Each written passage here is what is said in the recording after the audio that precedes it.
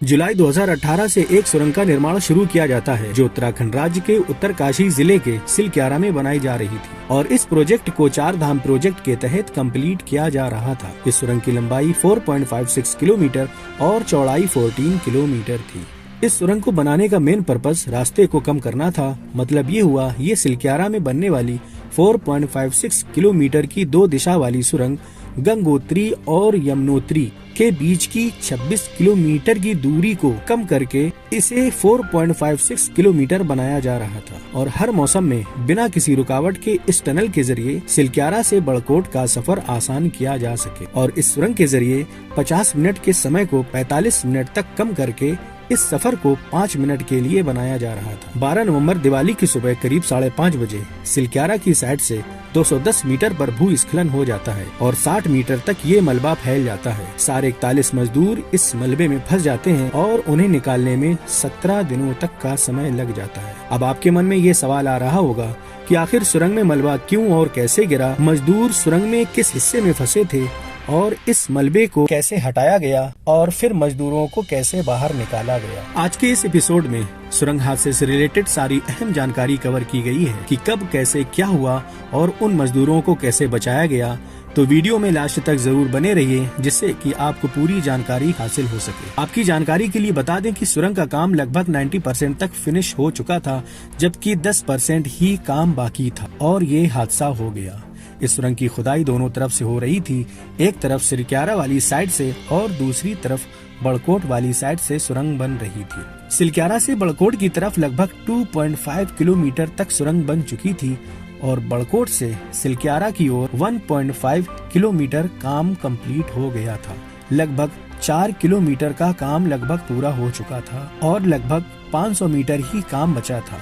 12 नवंबर की सुबह सिलक्यारा की ओर से बड़कोट की तरफ 210 मीटर की दूरी पर ऊपर से बहुत सारा मलबा गिर जाता है जो धीरे धीरे 60 मीटर तक फैल जाता है।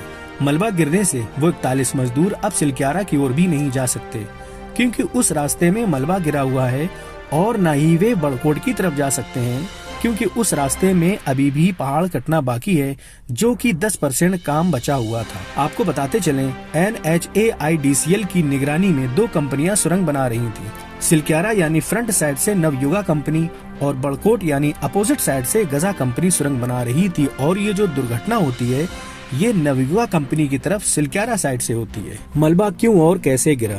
मलबा गिरने की पहली लापरवाही ये थी जिस पर किसी ने ध्यान नहीं दिया कि इसमें एस्केप टनल भी नहीं बनाई गई और टनल के जिस 60 मीटर हिस्से में डेब्रिस या लूज फॉल हुआ था उस हिस्से में लाइनिंग का काम कंप्लीट भी नहीं हुआ था। अब आपके मन में सवाल आ रहा होगा कि आखिर 17 दिनों तक मजदूर कैसे जिंदा रहे।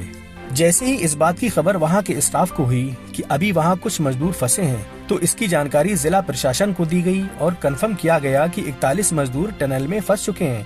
आनन फानन प्रशासन ने बचाव प्रक्रिया शुरू कर दी। सबसे पहले 5 से 6 इंच मोटे पाइप को मलबे से पार कर उनके लिए ऑक्सीजन और खाने पीने की सामग्री पहुँचाई गयी। आपको बता दें, 5 से 6 इंच मोटे पाइप से बोतलों में भरकर खाना, पानी, दवाई और ऑक्सीजन की व्यवस्था की गई। मजदूरों को कैसे बाहर निकाला गया? फिर 14 नवंबर को 800 से 900 mm के पाइप को हॉरिजॉन्टली डिगिंग करके अंदर डालने की कोशिश की गई, लेकिन ऊपर से मलबा लगातार गिर रहा था इसलिए यह काम पूरा नहीं हो पाया। फिर 15 नवंबर को दिल्ली से ऑगर मशीन को मंगाया गया और 2 दिनों तक इस मशीन से 800 mm का पाइप 24 मीटर तक ही जा सका।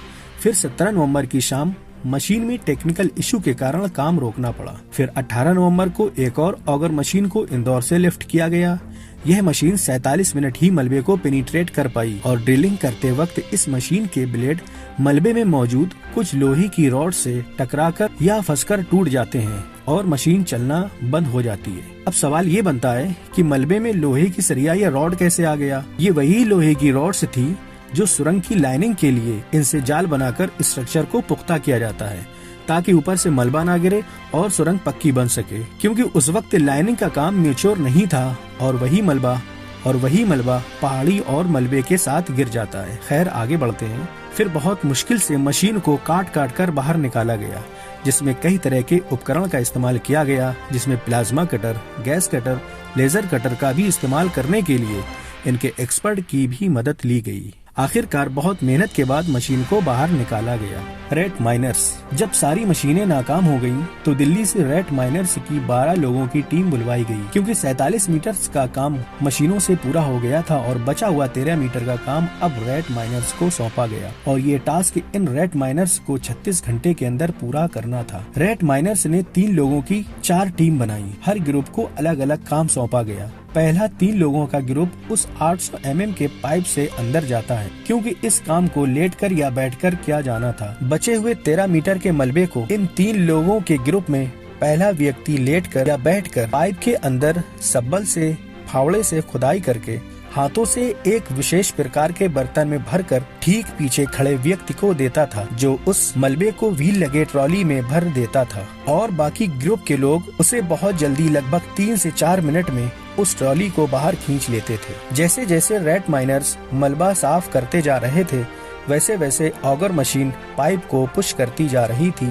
ताकि मजदूर पाइप के कांटेक्ट में आकर उससे घुसकर बाहर निकल सके। इस प्रक्रिया से दिन रात कड़ी मेहनत से रैट माइनर्स ने 36 घंटे के टास्क को 20 घंटे में पूरा कर लिया और ये पूरी प्रक्रिया ट्यूसडे 28 नवंबर को शाम 7:05 पर पूरी होती है। फिर आखिर में उन मजदूरों को बाहर निकालने के लिए व्हील स्ट्रेचर का इस्तेमाल किया जाता है, ताकि मजदूर घुटने के बल न आकर उसमें लेटकर या बैठकर बाहर आ सकें और व्हील स्ट्रेचर से सारे मजदूरों को रस्सी से खींचकर बारी बारी से बाहर निकाल लिया जाता है। इस तरह कुल मिलाकर 98 लोगों की टीम ने इस पूरे मिशन को अंजाम दिया और इस तरह सुरंग के अंदर फंसे हुए 41 मजदूरों को बाहर निकाल लिया जाता है।